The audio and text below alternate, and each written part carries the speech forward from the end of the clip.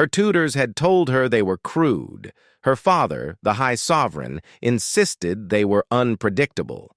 Court gossip described them as primitive bipedal mammals who somehow kept winning diplomatic negotiations they should have lost.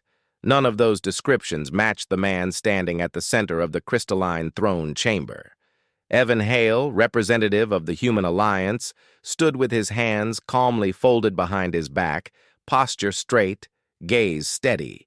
He looked young, too young for interstellar politics, but there was something in his eyes that made the guards standing nearby subtly tense, as if sensing a presence they weren't trained to categorize. Susan descended the steps of the throne platform, her silver gown catching the bioluminescent light of the hall. She stopped only a meter from him, chin raised in the imperial manner. "So," she said with icy elegance, "you are the human envoy." He bowed slightly, not deeply enough to signal subservience, but politely. "Representative Evan Hale at your service." She circled him once, analyzing every angle.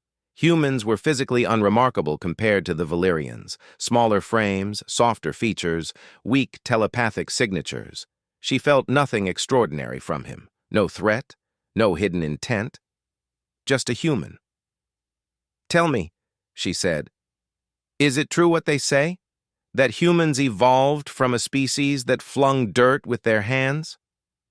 "One of many inaccurate legends about us," Evan replied. "Though I assure you we prefer technology now." She gave a cold hum. "Interesting. And yet the Human Alliance seeks a treaty with my people. Curious that a lesser species tries to stand beside an empire that mastered quantum psionics before your ancestors discovered fire." Evan simply nodded. "We seek cooperation, not comparison." Susan smirked. "How noble. But let us not pretend we are equals. Your kind crawled into the galactic stage less than 3 centuries ago. My people have ruled star systems for millennia. You are—" She flicked a hand dismissively. "Newborns, rapid, frantic, and uncultured." The guards shifted. Courtiers exchanged smirks, anticipating the human's embarrassment. But Evan only watched her, expression unreadable. "And yet," she continued, voice sharper, "the Council expects me to negotiate with a species that cannot even access the psionic plane, a species blind to half of reality, a species that—" She let the final word land like a blade. "Lacks refinement." Silence fell. Evan's jaw tightened by a fraction, so slight it could have been imagined. He inhaled once, steady and controlled. Then, without bowing, without speaking, without even glancing at the High Sovereign, he turned on his heel and walked toward the exit. No dramatic speech, no retaliation, just quiet, absolute dismissal. The guard stepped forward instinctively, but the Sovereign raised a hand. "Let him go," he murmured, intrigued. All eyes followed the human as he disappeared through the great crystal doors. Susan's lips curled in satisfaction. "So fragile," she said to her father. "One small insult." But the Sovereign was staring at the doors, not her. "You may have just made a mistake." "Father?" "Humans," he said thoughtfully, "are not psionic. Yet they win wars against species who are.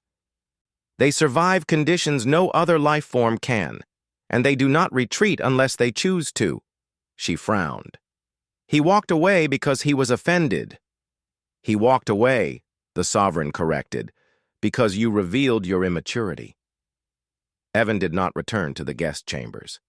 He returned to his ship. The horizon's ember hummed with power as he stepped aboard. His assistant, a slim drone with adaptive intelligence, floated beside him. "Mission compromised?" it asked. "For now," Evan said, unbuttoning the high collar of his diplomatic uniform. "Initiate fallback protocol. Contact the Alliance Council." "Shall I inform them the Valyrians decline the treaty?" Evan paused. "No. They still need the treaty. They just don't know why yet." There was something steely in his eyes now. Something Susan had missed. Back in the palace, Susan stood before the great hollow map of Valira. Her father approached quietly. "Why did you provoke him?" She crossed her arms. "Because he is beneath us." The sovereign tapped a command into the holomap. Dozens of red markers appeared, unknown, fast-moving objects along their border. Susan inhaled sharply. "What are those?" "Drek marauders," her father said. "Scouts. They've been testing our defenses for weeks. But our border fleets are stretched thin from the rebellion on the outer ring. We needed the human alliance to reinforce the defensive corridor." A chill crept down Susan's spine. "You needed to secure the treaty today," he said quietly. "The humans are the only ones who can deploy quickly enough to stop a full invasion. Their jump technology is faster than ours." Her mouth went dry. "Then why didn't you tell me?" "Because I wanted to see how you would handle a delicate negotiation." His gaze hardened. "You have proven you are not ready." The weight of her mistake hit her like gravity collapse. Hours passed. The palace was restless, rumors spreading, tension rising. Susan paced her balcony, replaying the moment Evan walked away. Humans were strange. Every other species responded predictably to insult, anger, threats, emotional flares. But the human had responded with silence, not weakness, not fear, something else, something uncompromising. Why didn't he just argue back? Why didn't he defend his species? Why did his silence feel more cutting than any retort? A chime startled her. A message blinked on her holo console. From Representative Evan Hale. Priority, diplomatic notice. With trembling fingers, she opened it. "Princess Susan, I regret that negotiations were not conducted in mutual respect. The human alliance will withdraw its proposed treaty for now. Should the Valyrian Empire reconsider its stance, we may revisit discussions in the future. Evan Hale." She stared at the message, her heartbeat cold.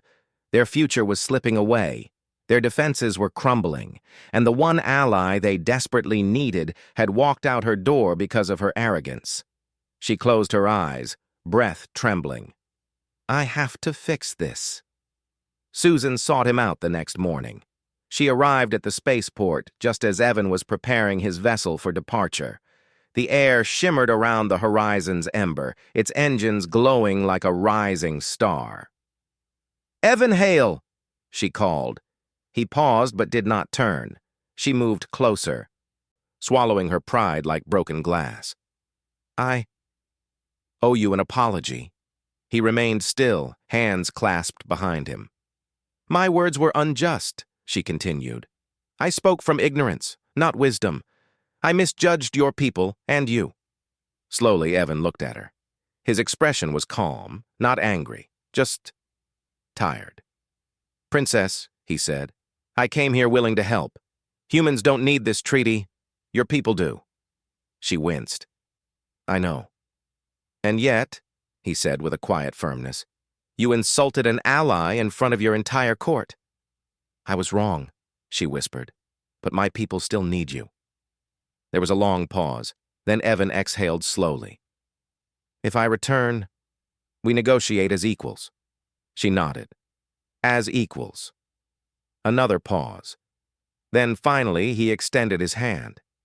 "Then let's save your empire." Susan took his hand, humbled, and for the first time, she understood why humans were feared, respected, and impossible to predict.